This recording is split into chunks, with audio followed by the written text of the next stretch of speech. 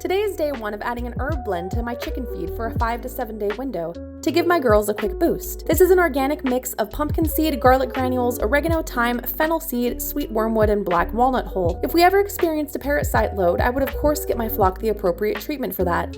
But for now, it's nice to know that they are given the best chance they have at avoiding that scenario. The first line of defense, we prey on our birds. The second line of defense, we feed them well and make sure they're always clean. This is where we're currently keeping our extra roosters in our project group. The roosters, all except for Alan of course, are headed down to Aberdeen soon for a new acquaintance of ours to put them into Camp Frigidaire. We trade these extra fellows for a couple of veggie burritos. It's a decent trade-off for now. This project group is an attempt to make reliably golden feathered Easter eggers, and there's some Norwegian blue thrown in there as well, just so poor Cleopatra isn't overworked, since she's the main hen for the project. King Tutankhamun is the rooster for this, and he's so pretty. I'm excited to see what their offspring will look like and if we can continue to brighten the feathers with each generation. This is the main laying coop of barnyard mix, and Gunther, our German Bielefelder, is the lead papa here. I've been really happy with all the babies he's produced. They are so calm and gentle and friendly. So far, all of my chickens are really great. I've only passed along one hen so far whose personality didn't quite click right. Other than that, we've been pretty blessed with some great birds and colorful eggs. This is our first season and I'm pretty happy.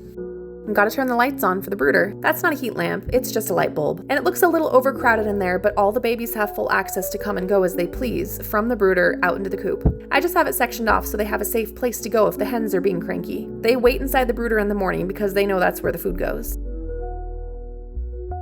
These guys are so sweet. The next batch of babies are even better. They're so friendly and they're teaching our guinea to be so much more gentle than I expected.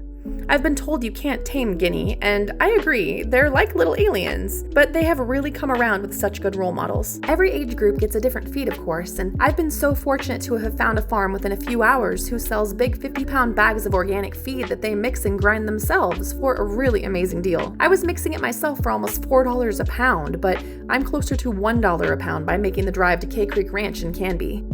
And of course, all the various ages of babies and all the guinea get soldier fly larvae a few times a day to boost their protein.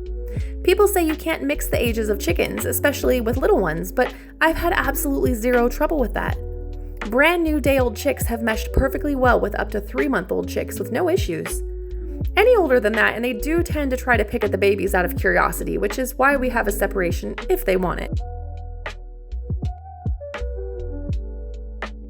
Every day I scrape all the shelves and that goes into the compost. I also have a big ventilation fan in the coop, so it's practically odor-free in there. It is a harsh contrast between this coop and my project pen. If all goes well, we're going to be receiving a solar-powered fan for that coop today, which is great news because they really need the ventilation.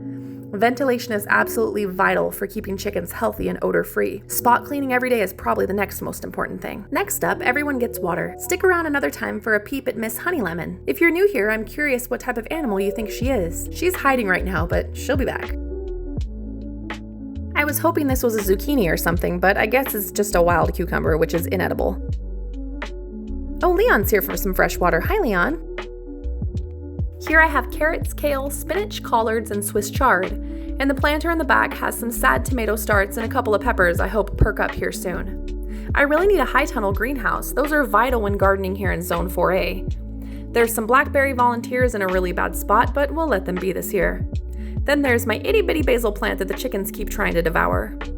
The next is a Thai basil and some mint, and yes, the mint is in a planter. I will not make that mistake if it can be helped. This chicken water is shallow and has a rock in it in case a baby falls in. I've actually witnessed it happen and the rock saved its life. The guinea and their chick buddies are sure getting adventurous. I plan to keep them cooped up in the barn or something until next season so they firmly learned where home was, but I have a feeling that is a losing battle. Next are the tomato plants. These guys are much happier than the plants we were working with last year, but my squash plants are not doing a whole lot. I expect to be drowning in squash vines by now, but they don't seem to be thriving this year and they didn't do great last year either.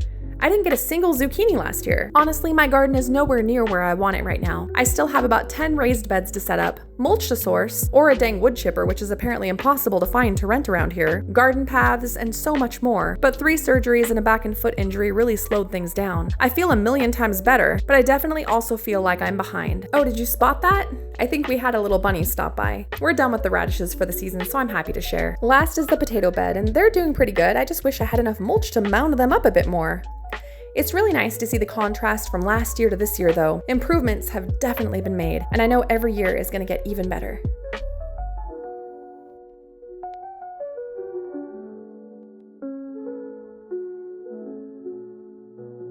I'm up here on my second floor, and I am working on the voiceover for this video, and what am I seeing but all the guinea? I leave my coop open because it's time for the big chickens to free range, and usually the little ones, they hang back, but guinea are a different breed. Oh, and there's all the chicks too. I guess there's strength in numbers. Okay, well, I guess we're gonna have to figure that out. I just hope they don't go live at the neighbors or something. We sure like the little guys.